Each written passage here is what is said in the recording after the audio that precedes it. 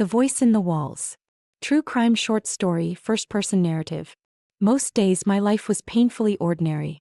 I'd wake up at 6, pour myself a too-sweet cup of coffee, and kiss my fiancé Daniel goodbye before heading to the small-town library where I worked. I liked routine. It felt safe, predictable. Daniel and I were planning our wedding. Lucky.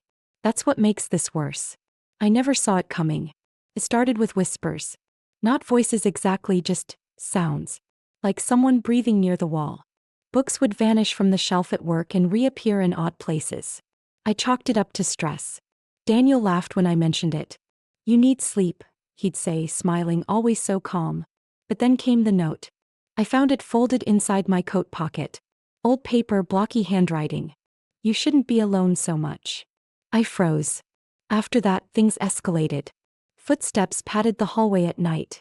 Soft, steady, deliberate. I tried waking Daniel, but he always slept through them. Was I losing my mind? One night, I decided to stay awake. Knife gripped in hand under the covers, I stared at the door. At exactly 3:12 a.m., the doorknob began to turn. I held my breath as it creaked open. Daniel stood there. Only, it wasn't the Daniel I knew. His face looked the same, but his eyes were hollow. He stepped inside, smiling. "I've been here all along," he whispered. "Watching. You were perfect, until you started noticing."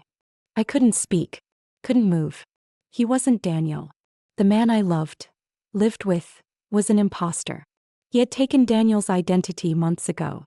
The real Daniel? Gone. This stranger had blended in, mirrored his habits, mimicked his laugh.